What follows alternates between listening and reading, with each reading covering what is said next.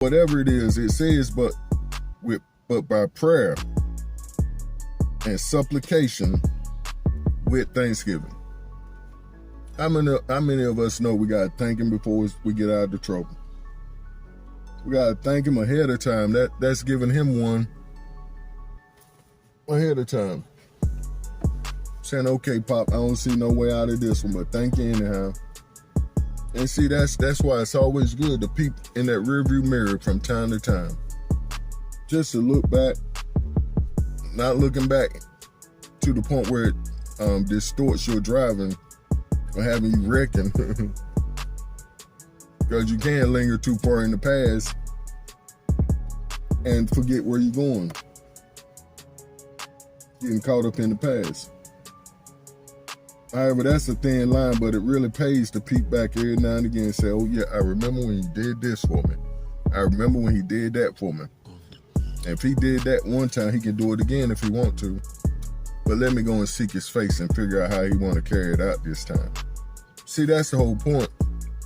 Getting over the first blow or whatever is troubling you. Say, oop, I take that. Ooh, that's a hard blow. But then taking a deep breath, like the Most High told me last evening, take a deep breath. And do not be anxious.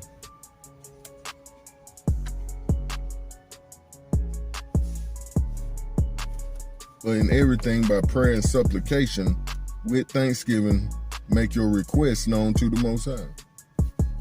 And see, you let him know what you want, but every time you let him know something that you want, he's going to give you an order. He wants your obedience. Just like a parent would tell his child, okay, did you clean your room? Uh-oh, go clean your room and I'll get you what you want. That's how the Most High works also.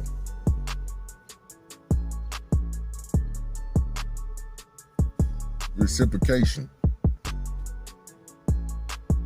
And then we see there in Micah 6:8, he has shown you, O man, what is good, and what the Most High require of you, but to do justly, and to love mercy, and to walk humbly with your Elohim.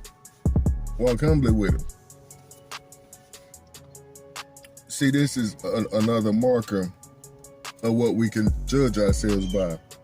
If we're not doing these, we need to check ourselves on these points before we go to him. And saying, am I acting unjust, or am I acting justly? Am I standing for justice all around the world when I see injustice?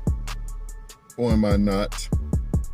Or am I just gonna be quiet and let my silence be my agreement to whatever is going on? And to love mercy. See, this is wrapped all in the same thing. And see, a lot of times we think we can't really make a mark in this world. But one voice is just a spark. Just like I would say when I was calling people to tell their testimonies, it only takes one spark. And he reminded me of that this morning, to remind folks to tell your testimony. Because the same individual, maybe a person like myself, that kind of helped you along and warned you and woke you up and told you and showed you how the Most High works, someone else will be able to help your brother or sister. And you being the one that will be able to help somebody else's brother and sister. Because they may not listen to me because I'm too familiar with them. Or you because you're too familiar with them. They're not going to listen to you when you say, I found the Most High for real this time. Not just in the man-made Christianity religion. I had an ox share that a day or so ago. When man made Christianity, then he went on and made his point. Which is true.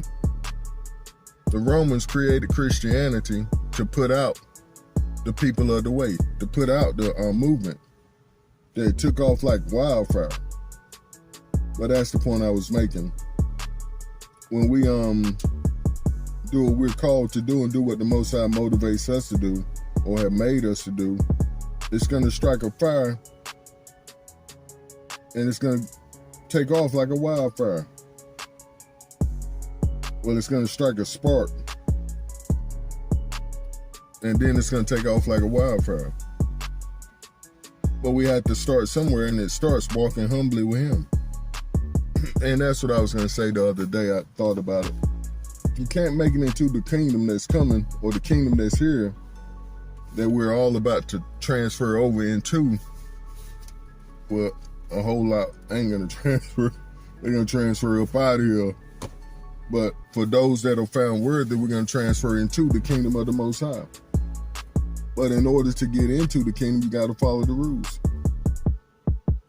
There's kingdom rules. There's rules everywhere you go.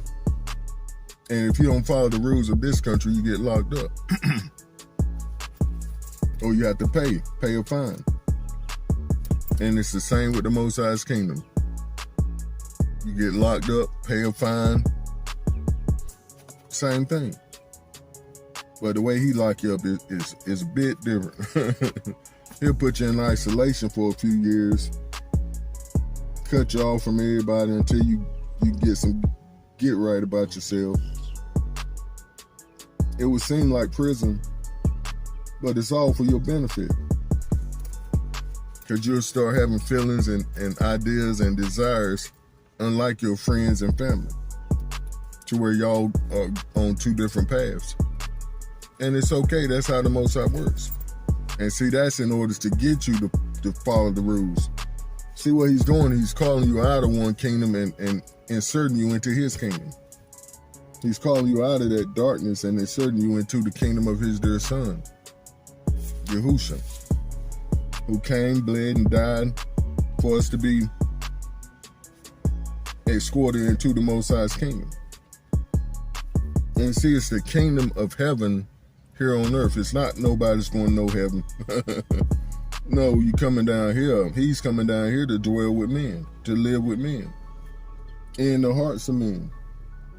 But at the same time, he's bringing a physical heaven and a physical earth here from up above to here on this earth.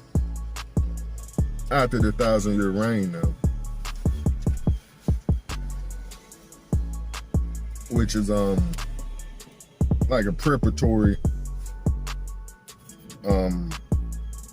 reign before the king brings down his kingdom or bring down his new heaven and new earth. But praise the Most High. We've been mistaught a lot, family. But the whole thing about today, family, we've already made our confessions to him that we're sorry for the sins we committed against him, and we want to walk with him and to walk uprightly with him. But the main thing about this idea today, and I didn't look up the script, is coming to him as a child. As Yahushua said in his text, he said, in order for you to make it into the kingdom, you must first come as a child. And how does a child come to his parent? Mama, I want this, I want that. Mama, where my food? Where my water? Where my soda? Where my candy? You coming to the Father wanting everything. Help me, Daddy. Help me, Daddy. Help me, Daddy. What's up with this? And like we said before, Daddy gonna say, well, did you clean your room? Did you clean up after yourself after you ate? Okay, do that first, and then we'll think about doing something else. See, that's how he works. Then we looked at Psalms 107, 17 through 18. But the love of the Most High remains forever with those who fear him. What is fear? Why do he want us scared of him? No, you misread that. There's a healthy amount of fear, yeah, but fear in this case means respect. The Most High but the love of the Most High remains forever with those who respect him. His salvation extends to children's children of those who are faithful to his covenant, of those who obey his commandments. And it says from children's children. And that's funny, we just mentioned that about children.